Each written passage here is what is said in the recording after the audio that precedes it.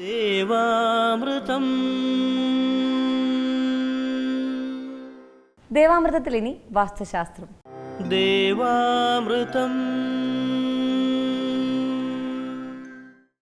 വാസ്തു ജ്യോതിഷപരമായ പ്രശ്നപരിഹാരങ്ങൾ നമുക്ക് നിർദ്ദേശിച്ചു തരുവാനും ഒപ്പം വാസ്തുശാസ്ത്രത്തെക്കുറിച്ച് ഒട്ടനവധി കാര്യങ്ങൾ നമ്മളുമായി ചർച്ച ചെയ്യാനും ഒക്കെയായി പ്രമുഖ വാസ്തു ജ്യോതിഷാചാര്യൻ ശ്രീ ഡെന്നിസ് ജോയ് ഇവിടെ എത്തിച്ചേർന്നിട്ടുണ്ട്. വളരെ സ്നേഹാദരങ്ങളോടെ അദ്ദേഹത്തെ നമുക്ക് ഇന്നത്തെ അധ്യായത്തിലേക്ക് സ്വാഗതം ചെയ്യാം. നമസ്കാരം. ഇന്നത്തെ കത്തിലേക്ക് പോകാം. ഏറെ ബഹുമാനം നിറഞ്ഞ ഡെന്നിസ് ജോയ് സാറിന് ഞാൻ കോലഞ്ചേരി എന്ന സ്ഥലത്ത് നിന്ന് എഴുതുന്ന കത്താണിത്. ഇവിടെ 40 സെൻറ്റ് സ്ഥലത്ത് 2000 സ്ക്വയർ ഫീറ്റിലൊരു വീട് പണിതു. 4 വർഷമായി ഇതിൽ താമസിക്കുന്നു. ഇപ്പോൾ എൻ്റെ മൂത്ത മകന് ഒരു മാനസിക പ്രശ്നം പോലെ കാണുന്നു. അവൻ ജോലിക്ക് പോകുന്നില്ല, എപ്പോഴും ഭയമാണ്. എനിക്ക് 2 കുട്ടികളാണ്, അവർക്കും ജോലിയാകുന്നില്ല. ഈ വീടിന് എന്തെങ്കിലും ദോഷമുണ്ടോ? വീടിൻ്റെയും വസ്തുവിൻ്റെയും പ്ലാൻ ഇതോടൊപ്പം അയക്കുന്നു. ദയവായി മറുപടി തന്ന് സഹായിക്കണമെന്ന് ജോൺസൺ. ഈ ഒരു വസ്തുവിൻ്റെ പ്ലാൻ നമ്മൾ എടുക്കുന്ന സമയത്ത് ഇതിൻ്റെ വടക്ക് പടിഞ്ഞാറ് പോർഷൻ വടക്ക് ഭാഗത്തേക്ക് ഒരു ഏങ്കോണിപ്പ് കാണുന്നുണ്ട്. കാരണം ഇങ്ങനെ ഒരു ഏങ്കോണിപ്പ് ഉള്ള വസ്തുവിൽ നമ്മൾ സ്ഥിരമായിട്ട് വീട് വെച്ച് താമസിക്കുമ്പോൾ അതിൽ താമസിക്കുന്ന അന്തേവാസികൾക്ക് മാനസികമായിട്ടുള്ള ബുദ്ധിമുട്ടുകളും പ്രയാസങ്ങളും ഒക്കെ ഉണ്ടാകാനുള്ള സാധ്യത കൂടുതലാണ്. ഇതിപ്പം ഒരു ഫാമിലി എന്ന് പറയുമ്പോൾ ഒരു 4 പേർ അല്ലെങ്കിൽ 5 പേർ കുട്ടിക്കും. അപ്പോൾ ഈ 5 പേർക്കും ഒരുപോലെ അനുഭവത്തിൽ വരണമെന്നില്ല. ചിലപ്പോൾ ഓരോ ആൾക്കാരുടെയും ജാതകം വ്യത്യസ്തമായതുകൊണ്ട് ചില ആൾക്കാർക്ക് മോശം സമയം കൂടെ വരുമ്പോഴാണ് ഇതിൻ്റെ കാഠിന്യങ്ങൾ സ്ട്രോങ് ആയിട്ട് അനുഭവിക്കേണ്ടി വരുന്നത്. അപ്പോൾ ഈ ഒരു ഭാഗം ഇവർ സ്കോർ ചെയ്തെടുക്കുക. കിഴക്ക് വടക്ക് ഭാഗത്ത് കിണർ കുഴിക്കുമ്പം അതിൻ്റെ ഈശാനുരേഖ കട്ട് ചെയ്യാൻ പാടില്ല. കാരണം വെച്ചാൽ ഇതിൻ്റെ അകത്ത് ഈശാനുരേഖ കട്ട് ചെയ്ത് കിണർ നിൽക്കുന്നുണ്ട്. കാരണം വെച്ചാൽ എന്നോട് പലരും ചോദിക്കും ഈശാനുരേഖ എന്താണെന്നൊന്ന് എക്സ്പ്ലെയിൻ ചെയ്യണമെന്ന് പറഞ്ഞ് പലരും ചോദിക്കാറുണ്ട്. അപ്പോൾ നിങ്ങൾക്ക് ഇത് കണ്ടുപിടിക്കാനുള്ള ഏറ്റവും എളുപ്പം മാർഗ്ഗം എന്ന് വെച്ചാൽ വീടിൻ്റെ കിഴക്ക് വടക്ക് ഭാഗത്തെ മതിൽ അത് ഒരിക്കലും നമുക്ക് വളയരുതെന്ന് നമ്മളെപ്പോഴും പറയുന്നതാണ്. കാരണം അവിടെ ഷാർപ്പ് 90 ഡിഗ്രിയിൽ അതിൻ്റെ വടക്ക് ഭാഗവും ഈസ്റ്റ് ഭാഗവും വന്ന് ജോയിൻ്റ് ആവണം. അതുപോലെ വീടിൻ്റെ കിഴക്ക് വടക്ക് ഭാഗവും ഷാർപ്പ് 90 ഡിഗ്രി തന്നെ ജോയിൻ്റ് ആവണം വടക്ക് ഭാഗവും. അപ്പോൾ മതിലിൻ്റെ കിഴക്ക് വടക്ക് ഭാഗവും വീടിൻ്റെ കിഴക്ക് വടക്ക് ഭാഗവും തമ്മിൽ ഒരു വര വരയ്ക്കുകയോ അല്ലെങ്കിൽ ഒരു ചരട് പിടിക്കുകയോ ചെയ്താൽ ആ ചരട് മുറിഞ്ഞാകരുത് കിണർ വരുന്നത്. കാരണം ഈ ചരടിൻ്റെ നടുക്കായി പോകരുത്. കിണറിൻ്റെ ഒരു പോർഷനും ഈ ചരടയിൽ മുട്ടാൻ പാടില്ല. കാരണം അത് വളരെ ഫ്രീ ആയിട്ട് തന്നെ നിൽക്കണം. കാരണം കിഴക്ക് വടക്ക് മൂല എന്ന് പറഞ്ഞാൽ അതിനകത്ത് എളുപ്പം പറയുകയാണെങ്കിൽ പെട്ടെന്ന് മനസ്സിലാവാൻ വേണ്ടി പറയുകയാണെങ്കിൽ അതിനകത്ത് വാസ്തു പുരുഷൻ എന്നൊരാൾ കിടക്കുന്ന ഒരു ഭാഗം ആണ് നമ്മളൊരു പ്ലോട്ടായിട്ട് സങ്കല്പിക്കുക. ഒരു പ്ലോട്ട് എടുക്കുമ്പോൾ അതിനകത്തൊരു വാസ്തു പുരുഷൻ കിടക്കുന്ന എന്നൊരു സങ്കല്പമുണ്ട്. അദ്ദേഹത്തിൻ്റെ ഹെഡ് വരുന്ന പോർഷനാണ് കിഴക്ക് വടക്ക് മൂല എന്ന് പറയുന്നത്. അപ്പോൾ കിഴക്ക് വടക്ക് ഭാഗത്ത് കിണർ കുഴിക്കാൻ പറയുമ്പം ആ തല വരുന്ന പോർഷൻ്റെ 2 കണ്ണിൻ്റെ ഭാഗത്തായിട്ട് നമുക്ക് കിണർ കുഴിക്കാം. പക്ഷേ ഈശാനുരേഖ കട്ടാവുക എന്ന് പറഞ്ഞാൽ ഈ മൂക്കിൻ്റെ ഭാഗമായിരിക്കാം നമ്മൾ കിണർ കുഴിക്കുന്നത്. അപ്പം കിഴക്ക് വടക്ക് ഭാഗത്തും തെക്ക് പടിഞ്ഞാറ് ഭാഗത്തേക്ക് പോകുന്ന എനർജിയെ അത് ബ്ലോക്ക് ആവും. അതായത് നമ്മൾ കിഴക്ക് വടക്ക് ഭാഗത്ത് കുഴിക്കുന്നതുകൊണ്ടുള്ള എല്ലാ ഗുണഫലങ്ങളും അതോടുകൂടി ഇല്ലാതാകും. അത് തന്നല്ല, നമുക്ക് മാനസികമായിട്ടുള്ള പ്രശ്നങ്ങളും ബുദ്ധിമുട്ടുകളും ഒക്കെ വന്നുകൊണ്ടേയിരിക്കും. ഇതിനകത്തൊരു പയ്യനും മാനസിക പ്രശ്നങ്ങളാണെന്നാണ് പറഞ്ഞിരിക്കുന്നത്. അപ്പം ഇത് ഈ കിണറിൻ്റെ പ്രശ്നമുണ്ട്. അതുപോലെ വടക്ക് ഭാഗത്തേക്ക് നീണ്ടിരിക്കുന്ന വസ്തുവിൻ്റെ ദോഷമായിട്ടും ഉണ്ട്. അപ്പം ഇതിന് രണ്ടിനും വേണ്ടുന്ന പരിഹാരം ഇവർ ചെയ്യണം. അതുപോലെ തെക്ക് കിഴക്ക് ഭാഗത്തായിട്ട് ഒരു വഴിമുട്ടുമുണ്ട്, ഒരു ഗേറ്റും അവിടെ തന്നെയാണ് കൊടുത്തിരിക്കുന്നത്. വെച്ചാൽ എനിക്ക് തോന്നുന്നത് ഇതിനകത്തോട്ട് വേറെ വലിയ വാഹനം വന്ന് കയറാൻ ഇതിനകത്ത് ബുദ്ധിമുട്ടായതുകൊണ്ടാണ് തെക്ക് കിഴക്ക് ഭാഗത്തായിട്ട് ഗേറ്റ് കൊടുത്തിരിക്കുന്നതെന്നാണ് എനിക്ക് തോന്നുന്നത്. കാരണം തെക്ക് കിഴക്ക് ഭാഗത്തായിട്ട് ഗേറ്റ് വന്നു കഴിഞ്ഞാൽ ഇതിൽ താമസിക്കുന്ന ആൾക്കാർക്ക് സാമ്പത്തികപരമായിട്ടൊന്നും ഒരു ഉയർച്ച ഉണ്ടാവണമെന്നില്ല. അതുപോലെ ദാരിദ്ര്യം, മോഷണം, ഈ വീട്ടിൽ താമസിക്കുന്ന 2ാമത്തെ കുട്ടിക്കൊക്കെ അത് ഇമ്പ്രൂവ്മെൻറ്റിന് ദോഷം ചെയ്യും. അസുഖങ്ങളൊക്കെ വരാനുള്ള സാധ്യത കൂടുതലാണ്. അപ്പോൾ ഈ തെക്ക് കിഴക്ക് ഭാഗത്തെ വഴിമുട്ട് ഇവർക്ക് നല്ലപോലെ ദോഷം ചെയ്യുന്നതാണ്. അപ്പം ഒന്നുകിൽ കോൺവെക്സിൻ്റെ മിററോ എന്തെങ്കിലും വെച്ചിട്ട് റിഫ്ലക്റ്റ് ചെയ്യിപ്പിച്ച് വിട്ടാൽ ഒരു 50% 60% അതിൻ്റെ ദോഷങ്ങൾ മാറിക്കിട്ടും. അതുപോലെ ഈ വീടെടുക്കുമ്പം ഇതിൻ്റെ കിഴക്ക് വടക്ക് ഭാഗത്തായിട്ട് ഒരു കട്ടിംഗ് പോർഷനായിട്ട് കാണുന്നുണ്ട്. ആ ഒരു ഭാഗം സ്ക്വയർ ചെയ്തെടുക്കണം. അല്ലെങ്കിൽ വീടിൻ്റെ അകത്തേക്ക് ഒരിക്കലും ഒരു എനർജി ഫ്ലോ കൃത്യമായിട്ട് വരികയില്ല. കാരണം വെച്ചാൽ നമുക്ക് മൂക്ക് അടച്ചു വെക്കുന്ന ഒരവസ്ഥ, അതായത് ഒരാൾ മരിച്ചു കിടക്കുന്ന അവസ്ഥയായിപ്പോൾ. അപ്പോൾ ആ ഒരു ഭാഗം കൂടി ഇവർ സ്ക്വയർ ചെയ്തെടുക്കുക. അതുപോലെ ചുറ്റളവ് ഒരു കോൽ കണക്ക് കൂടി കൂട്ടിയെടുത്താൽ കൃത്യമായിട്ടുള്ള ചുറ്റളവാകും. കാരണം ഒരു കോൾ എന്ന് പറയുന്നത് നമ്മൾ 72 സെൻറ്റിമീറ്ററാണ് കൂട്ടുന്നത്. അപ്പം 72 എന്നുള്ള കൃത്യമായിട്ടുള്ള കണക്ക് വേണമെന്നില്ല. അതിനകത്ത് ഒരു 73, 74, 75 ആയെന്ന് വെച്ചിട്ടും ദോഷമൊന്നുമില്ല. അതുപോലെ സ്ഥലത്ത് ചെറിയ ദോഷങ്ങൾ കാണുന്നുണ്ട്. അതുപോലെ അതിന് വേണ്ടുന്ന പരിഹാരങ്ങൾ ഏതെങ്കിലും കർമ്മയെ കൊണ്ട് ചെയ്യിപ്പിക്കണം. ഈ പകൻ്റെ മാനസിക വിഷയങ്ങളൊക്കെ പെട്ടെന്ന് മാറി കിട്ടുന്നതാണ്. അതുകൊണ്ട് ടെൻഷൻ അടിക്കേണ്ട കാര്യങ്ങളൊന്നുമില്ല. ഇവർ ഈ വീടിൻ്റെയും ഈ പ്ലോട്ടുമായിട്ട് ബന്ധപ്പെട്ടുള്ള ദോഷങ്ങൾ മാറ്റിയെടുക്കണം. അതുപോലെ ഇവരുടെ മകന് ചെറിയ സമയമോശങ്ങളൊക്കെ കാണുന്നുണ്ട്. അതിന് വേണ്ടുന്ന പരിഹാരങ്ങൾ നല്ല പ്രാർത്ഥനയും കാര്യങ്ങളുമായിട്ട് തന്നെ മുന്നോട്ട് പോവുക. അതുപോലെ മൂത്ത മോൻ്റെ മാനസിക വിഷയങ്ങൾ അധികം താമസിക്കാതെ തന്നെ മാറിക്കിട്ടും. ഇവരെന്തെങ്കിലും ട്രീറ്റ്മെൻറ്റ് ചെയ്യുന്നുണ്ടെങ്കിൽ അത് കണ്ടിന്യൂ ചെയ്യുക.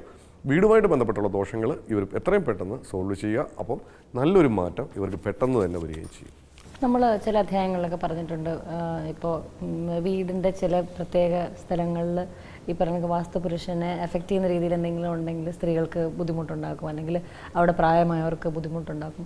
പൊതുവിൽ ഇതിപ്പോൾ ഒരാൾ എങ്ങനെയാണ് ഇത് ഐഡൻറ്റിഫൈ ചെയ്യുക, ഇത് എങ്ങനെയാണ് എന്ന്, അങ്ങനെയാണ് പെട്ടെന്ന് ആക്ഷനബിളായിട്ട് അവർക്ക് എന്ത് ചെയ്യാൻ സാധിക്കും? അല്ല, ഇതിൻ്റെ അകത്തൊരു കാര്യം വെച്ചാൽ ഒരു പ്ലോട്ട് എടുക്കുമ്പോൾ അതിനകത്തൊരു വാസ്തുപുരുഷൻ അതൊരു സങ്കല്പം മാത്രമാണ്. ഒരു മനുഷ്യനുള്ള പോലെ എല്ലാ അവയവങ്ങളോടു കൂടിയാണ് അദ്ദേഹം അവിടെ കിടക്കുന്നത്.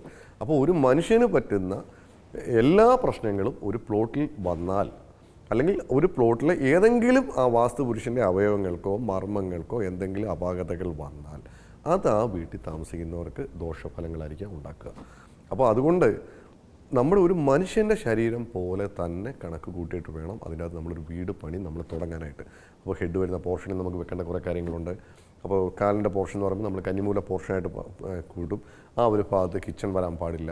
അതുപോലെ നമ്മളിതിനെ എളുപ്പം പറഞ്ഞാൽ നമ്മളിതിനൊരു 8 ദിക്കായിട്ട് നമ്മൾ സങ്കല്പിച്ചിട്ട് 8 കണ്ണമായിട്ട് തിരിച്ചിട്ട് ഓരോ ദിക്കും ഓരോ പഞ്ചഭൂതം എന്നുള്ള കണക്കിൽ നമ്മളവിടെ ക്രമീകരിക്കുകയാണ് ചെയ്യുന്നത്. പിന്നെ ചില വീടുകൾ എടുക്കുമ്പം ചിലപ്പോൾ അതിൻ്റെ തൊഴിൽ വിഷയമായിരിക്കാം, അല്ലെങ്കിൽ എത്ര പൈസ കിട്ടിയാലും നിൽക്കുന്നില്ല എന്നുള്ള വിഷയമായിരിക്കാം, അല്ലെങ്കിൽ കുട്ടികളെ കൊണ്ട് ഏതെങ്കിലും ബുദ്ധിമുട്ടുകളായിരിക്കാം, അല്ലെങ്കിൽ കുട്ടികൾ പഠിക്കുന്നില്ല എന്നുള്ളതായിരിക്കാം, അല്ലെങ്കിൽ ആരോഗ്യ വിഷയങ്ങളായിരിക്കാം, അല്ലെങ്കിൽ ചിലപ്പം തട്ടമുട്ടോ ആക്സിഡൻറ്റുകളൊക്കെ വരുന്ന ഒരു വീടുകളായിരിക്കാം.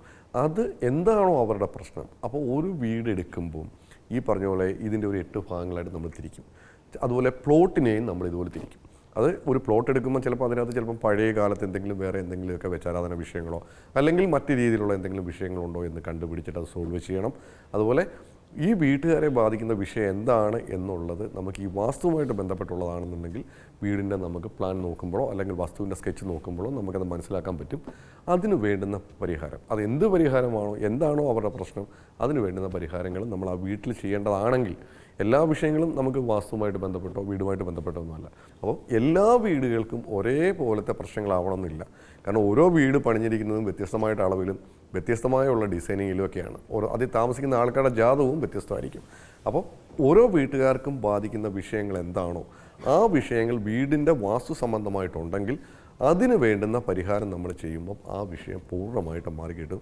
ഒരു കാരണവശാലും അത് തിരിച്ചു വരികയില്ല. പക്ഷേ സമയദോഷം അങ്ങനെയല്ല. ഓരോ ഗ്രഹങ്ങളും മാറുമ്പോഴും ഓരോ ടൈമിൽ വ്യത്യാസം വന്നുകൊണ്ടേയിരിക്കും. അതിന് നല്ല പ്രാർത്ഥനയും കാര്യങ്ങളുമായിട്ട് മുന്നോട്ട് പോകുമ്പോൾ അതിന് ഒരു ശാശ്വതമായിട്ടുള്ളൊരു പരിഹാരം അവർക്ക് കിട്ടുകയും ചെയ്യും. ഇപ്പോൾ പറഞ്ഞ ഈ കുട്ടിക്ക് ബാധിച്ചിരിക്കുന്ന വിഷയങ്ങളൊക്കെ ആ വീടിൻ്റെ വാസ്തുവുമായിട്ട് ബന്ധപ്പെട്ടുള്ള വിഷയങ്ങൾ തന്നെയാണ്. അതിന് വേണ്ടുന്ന പരിഹാരങ്ങൾ ചെയ്തു കഴിയുമ്പോൾ ആ കുട്ടിയുടെ അസുഖങ്ങളും മാറിക്കിട്ടും. അത് തന്നെയല്ല, ചിലപ്പം ഇപ്പോഴത്തെ സിറ്റുവേഷനിൽ ഈ കുട്ടിക്ക് ചിലപ്പം ട്രീറ്റ്മെൻറ്റൊക്കെ ചെയ്താൽ പോലും അത് ഒരു പോസിറ്റീവ് റിസൾട്ട് കിട്ടണമെന്നില്ല. കാരണം അത് ശരീരത്തിൽ പിടിക്കാത്ത ചിലപ്പോൾ അവസ്ഥ ഉണ്ടാകും. അപ്പോൾ ഈ ഒരു പരിഹാരങ്ങൾ ചെയ്ത ശേഷം ഇവർ ആ കുട്ടിക്ക് ട്രീറ്റ്മെൻ്റ് ഒക്കെ ചെയ്യുവാണെങ്കിൽ ആ കുട്ടി എത്രയും പെട്ടെന്ന് അദ്ദേഹത്തിൻ്റെ രോഗത്തിൽ നിന്നൊക്കെ മുക്തി നേടുന്നതിന് അത് കാരണമായി തീരുകയും ചെയ്യും. വാസ്തുശാസ്ത്രത്തിന്റെ ഇന്നത്തെ അധ്യായം ഇവിടെ പൂർണ്ണമാവുകയാണ്. വാസ്തു ജ്യോതിഷപരമായ പ്രശ്നപരിഹാരങ്ങൾക്ക് ശ്രീ ഡെന്നിസ് ജോയിൽ നിന്ന് മറുപടി ആഗ്രഹിക്കുന്നവർ താഴെ കാണുന്ന നമ്പറിൽ അദ്ദേഹത്തെ കോൺടാക്ട് ചെയ്യാവുന്നതാണ്. പ്രശ്നപരിഹാരങ്ങൾ സ്വായത്തമാക്കാവുന്നതാണ്. അതുപോലെ നിങ്ങളുടെ വാസ്തു ജ്യോതിഷപരമായ പ്രശ്നപരിഹാരങ്ങൾക്ക് ഞങ്ങൾക്ക് എഴുതിയറിയിക്കേണ്ട വിലാസം: producer Devamritham, Kaumudi TV, Kaumudi buildings, Petta, Thiruvananthapuram. ദേവാമൃതത്തിന്റെ മനോഹരമായ ഇന്നത്തെ ഈ അധ്യായം ഇവിടെ പൂർണ്ണമാവുകയാണ്. മറ്റൊരു മനോഹരമായ അധ്യായവുമായി വീണ്ടും കണ്ടുമുട്ടാമെന്ന ശുഭപ്രതീക്ഷയോടെ വിടവാങ്ങുന്നു. നന്ദി, നമസ്കാരം. പൂർണ്ണപ്രഭവിരിയും മൺതരിയിൽ ഇരുസന്ധ്യകൾ തന്നിലാവിന്മേലൊരു പ്രഭയായി കൊളുത്തുന്നു ദീപനാളം. അതു തൻ കൃപയായി പകരുന്നു ദേവാമൃതം.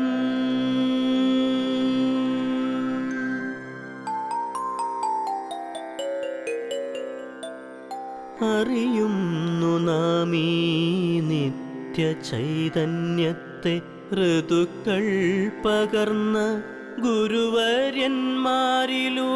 കാലങ്ങൾക്കിപ്പുറവും അണയാത്തൊരു നാളം കൃപയായി പകർത്തുന്നു ദേവാമൃതം.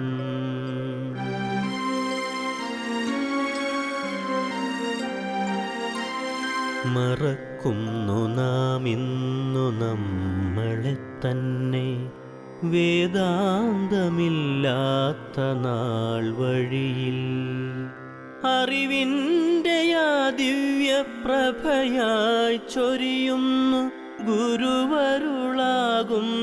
ദേവാമൃതം. ഗുരുവരുളാകുന്ന ദേവാമൃതം.